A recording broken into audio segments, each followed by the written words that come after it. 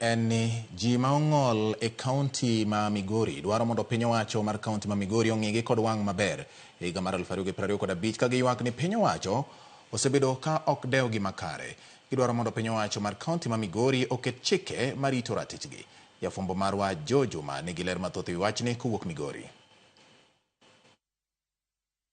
Jogo modak kod ng'ol e kaunti ma Migori otiko higa mag 2014 ka gigoyo uwi ni piny owacho mar kaunti ma Migori ok osebedo ka dewogi nyaka ne tend loch gwenge koro chakre pacho kae higni 12 mokalo.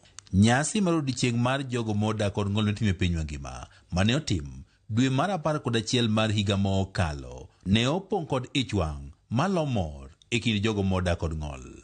Kitu ambacho nitaongea cha muhimu ni kwamba county government inatutenga. Winjo ni kagima sirkal mar county nitiere kako ketowa tenge, ok giriwowa lwedo. Ywak ma jogi modak kod ng'ol ne ochakre higni 10 mokalo ka penjo maduong' en to bende ywak gi ni donje it ng'at moro amora e piny owacho mar kaunti ma Migori to jogo eko ma osebedo ka igwelo mondo tel ne jogo modak kod ng'ol e bura mamalo kaachiel kod kata kaunti ma Migori bende osebedo ka kedo ratiro mag jogo eko ma odak kod ng'ol. I began in Kuria when I was serving to register persons with disabilities to be able to have the card, the disability card. When I was serving, we made noise to have disability devolved. You know now the National Council for Persons with Disabilities is now in Migori. Every county has a disability office under the National Council for Persons with Disabilities. Manen woman rep no mokwongo mar kaunti ma Migori kendo bende ne ogwel kaka joburano mochung' ne jogo modak kod ng'ol e od bura mamalo e higa mar 2017 bang' ka ng'ol ne ojuke kinde mar dongo Denita Gati wach ni nedieri ni jogo modak kod ng'ol e kaunti ma Migori ok oseng'i kod wang' maber. I know the challenges that we face because I've been able to live the two lives. One without a disability, one with disability. I can see clearly when you are being discriminated.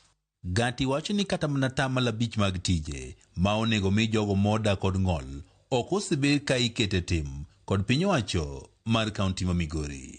That persons with disabilities have a right under Article 54(2) of the Constitution to 5% employment. Look at our county. Where are persons with disabilities working? How are they working?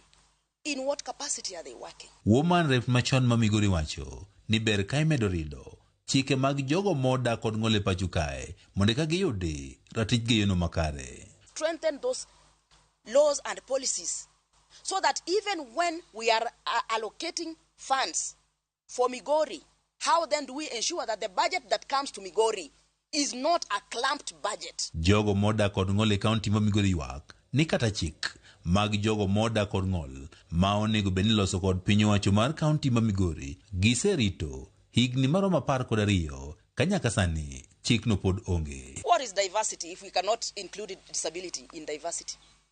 Do we only talk about disability in diversity only in ethnicity? Simon Mino menja lub jakom maruoko mar jogo modak kod ng'ol e kaunti ma Migori wach ni giserito chik mar jogo modak kod ng'ol ka ukom piny owacho mar kaunti ma Migori to nyaka sani onge ng'atno maketo gi ler. For a long time we have had the devolution working. However, for persons with disability it has not been working well because of lack of legislation that can support our demands and rights. For this reason, the county government, through the county assembly, had already passed the county disability bill. To date, it has not been put in place to work. George Juma, Ramogi TV, Migori. Kowuok sigana mokelnwa kod Joe Juma.